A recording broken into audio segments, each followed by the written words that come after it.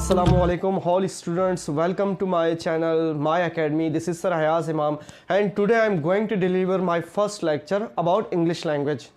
जैसा कि आप जानते हैं कि इंग्लिश लैंग्वेज में ओवरऑल 26 अल्फ़ाबेट्स होते हैं।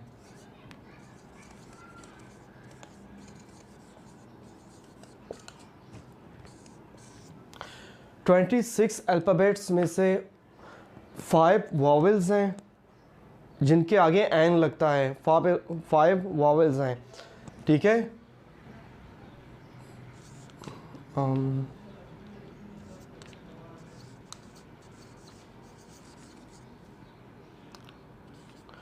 और 21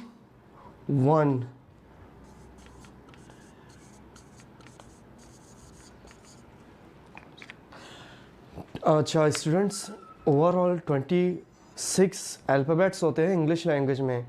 उनमें से 5 वॉवेल्स होते हैं और 21 कॉन्सोनेंट्स होते हैं। तो शायद आप ये सोच रहे होंगे कि सर हमें अल्फ़ाबेट्स इतने ये मतलब बेसिक क्यों पढ़ा रहे हैं, ये तो बच्चों के लिए होते हैं।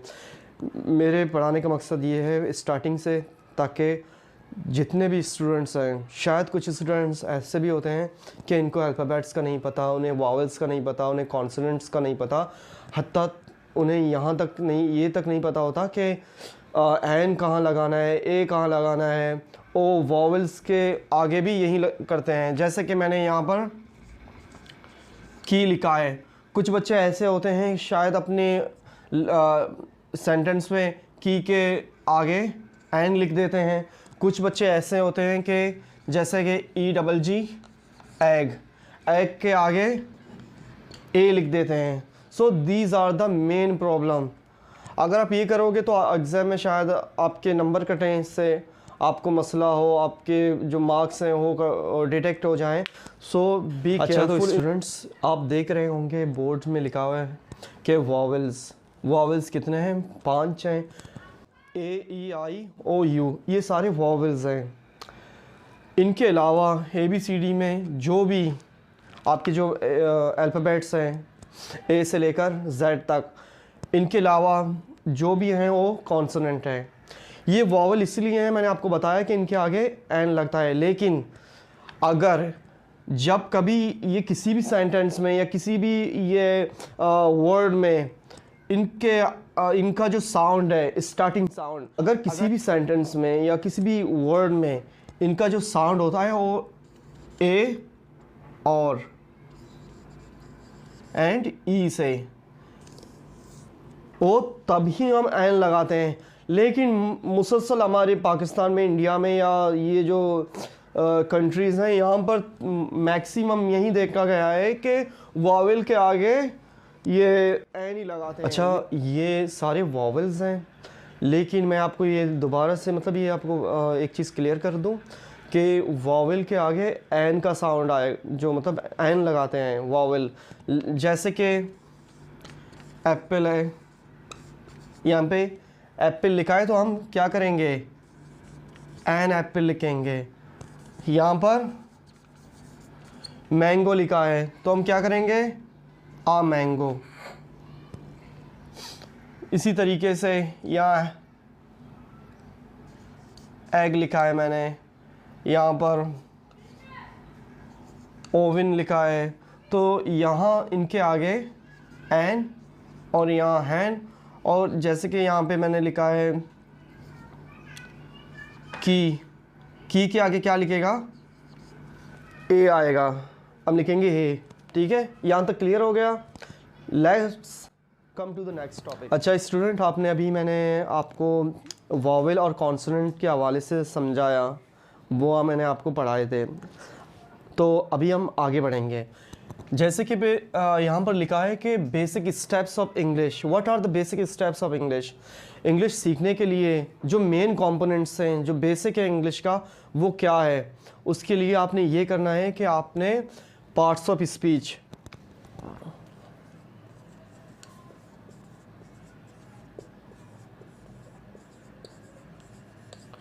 बहरहाल बेसिक कंपोनेंट्स तो बहुत सारे हैं इंग्लिश के, और बुनियादी चीज़ें बहुत सारी हैं, लेकिन मैं क्योंकि मैंने आपसे यही कहा था कि मैं आपको बेसिक से स्टार्ट करूँगा, तो बेसिक चीज़ें यही हैं। मैंने शुरुआत अल्फ़ाबेट से की, उसमें वॉवेल्स और कॉन्सोनेंट्स आपको अलग-अलग करके समझाए। अब हम बढ़ेंगे पार्ट्स ऑफ स्पीच की तरफ। क्यों बढ़ेंगे पार्ट्स ऑफ स्पीच की तरफ?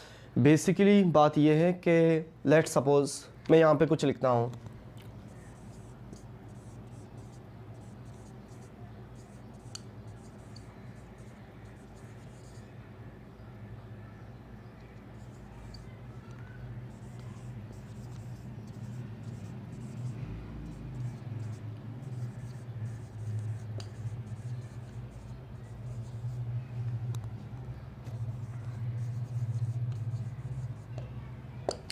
लेट्स सपोज़ मैंने यहाँ पर ये लिखा कि Ali is crying, Ayesha is watching match. जैसे कि यहाँ पर मैंने लिखा है कि Ali is crying, Ayesha is watching match and I am teaching English.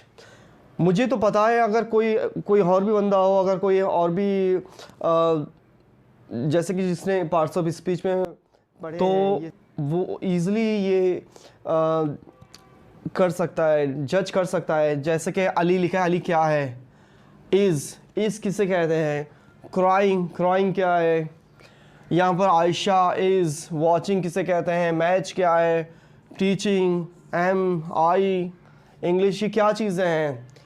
These all are the mixture of parts of speech. अगर आप पार्ट्स ऑफ स्पीच आपके क्लियर हैं, आप वो सीखोगे तो आप ईज़िली इनको कैलकुलेट कर सकोगे कि मैच किसे कहते हैं, वॉच क्या है, आयशा इज़, दे, व्हाट्सएवर, जितने भी सेंटेंसेस, जितने भी वर्ड्स यूज़ होते हैं, आप ईज़िली जज कर सकोगे कि व्हाट आर बेसिकली दीज।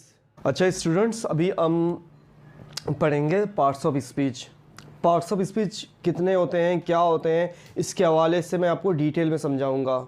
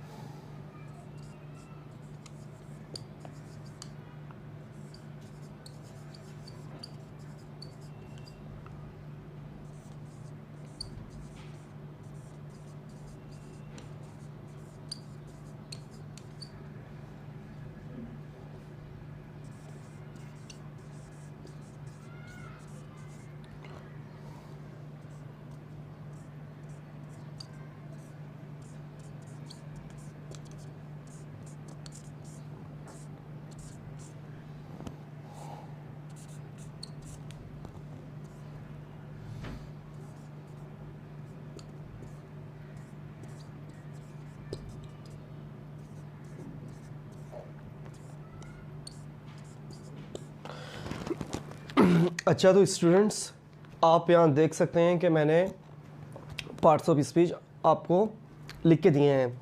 जैसे कि पहला मेरे पास क्या है, नाउन है। नाउन किसे कहते हैं? किसी भी चीज़ का नाम, कोई शख्स हो, चीज़ हो, जगह हो, whatsoever, all are noun. Noun है, उसके बाद प्रोनाउन है, उसके बाद है वर्ब, फिर है एडवर्ब, उसके बाद एडजेक्टिव है, कंजंक्शन है, उसके बाद है इंटरजेक्शन, फिर उसके बाद प्रेपोजिशन और आर्टिकल।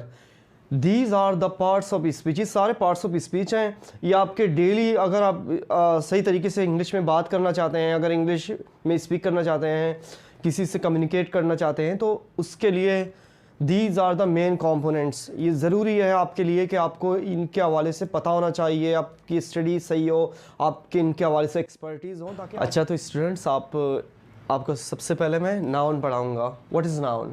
नाउन देखो, जैसे कि आप किसी को पुकारते हो, किसी जगह का नाम लेते हो, किसी चीज़ का आप नाम लेते हो, तो जितने भी नाम हैं, जैसे कि किसी इंसान का नाम हो, किसी जगह का नाम हो, किसी चीज़ का नाम हो, या किसी जानवर का नाम हो, कोई सा भी चीज़, कोई किस्म का भी जो नाम होता है, तो उसे हम नाउन कहते हैं। मैं नाउन की डेफिनेशन लिख रहा हूँ यहाँ पर। Let's see.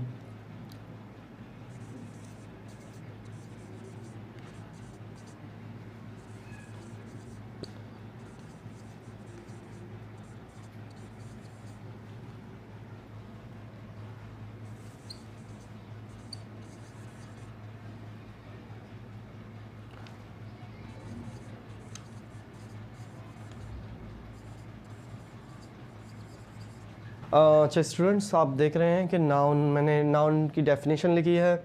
Noun is the naming words which shows the name of any person, place, thing और एनिमल। विच शोज और which describes both are same. आप कोई सा भी वर्ड यहाँ यूज़ कर सकते हो। तो नाउन क्या है कि नेमिंग वर्ड्स है विच शोज और describe the name of a person, place, animal और थिंग। ठीक है, यहाँ तक क्लियर हो गया। अच्छा, तो नाउन के एग्जांपल ये हैं कि पर्सन, जैसे कि वहाँ पर नाउन की डेफिनेशन मैंने आपको लिखवाई है कि noun is the naming words which describes the name of a person, place, thing, animal. ठीक है, पर्सन, पर्सन किसे कहते हैं? पर्सन मीन कोई भी शख्स, कोई भी इंसान। जैसे कि अली, अली, आयशा और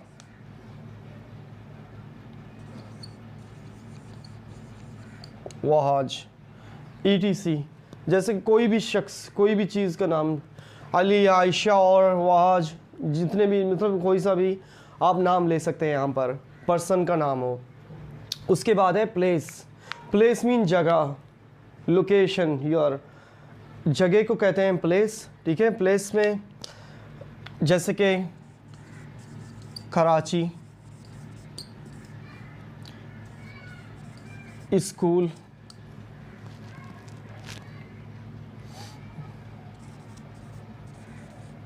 ओम, ये जगह कराची है, स्कूल है, ओम है, ये सारी जगह हैं। आप यहाँ पे मतलब कोई सा भी जगह का नाम आप लिख सकते हो। ज़रूर नहीं कि आप ये ही लिखो कि ये ही है, ये नहीं है, बहुत सारे हैं। ये सिर्फ एग्जांपल के लिए मैंने आपको समझाने के लिए मैं आपको दे रहा हूँ। थिंग,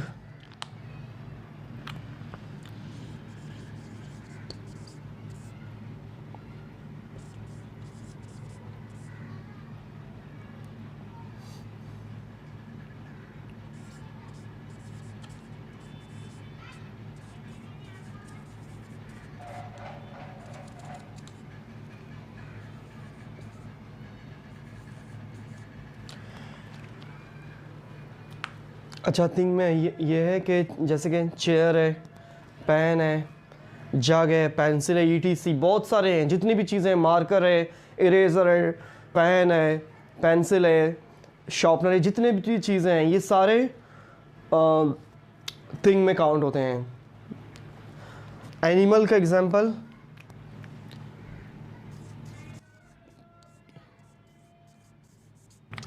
ये सारे एग्जांपल्स हैं। पर्सन के एग्जांपल अली, आयशा, वहाज, ETC, जितने भी नाम हैं, जितने भी नाम हो, जॉन, संतोष, जितने भी मतलब ये नेम हैं। ये अलावा कराची, स्कूल, ओम, ETC, ये जगह शो करते हैं, प्लेस शो करते हैं, किसी जगह का नाम है। उसके अलावा थिंग, चेयर, पेन, जग, पेंसिल, ETC। इसके अलावा बहुत सारे, ETC मीन बहुत सारे, वगैरह वगैरह, ये इन चीज़ों के नाम हैं। उसके बाद है एनिमल। एनिमल में cat, dog, lion, sheep, donkey, camel, जितने भी ये एनिमल्स हैं, ये सारे एनिमल में काउंट होते हैं। I hope so that noun is clear. यहाँ पर मैंने नाउन के काइंड्स लिखे हैं, काइंड्स ऑफ नाउन। नाउन के काइंड्स इंशाल्लाह ताला हम नेक्स्ट वीडियो में डिस्कस करेंगे, वो मैं आप लोगों को पढ़ाऊँगा। आई होप सो दैट आपको समझ आ गया होगा। आपका जो भी क्योरीज़ है नीचे कमेंट में आप मुझसे कमेंट में शेयर कर दें, आप कीमती राय से आगाह करें। और अगर आप नए हैं तो काइंडली मेरे इस चैनल को सब्सक्राइब करें। Thank you.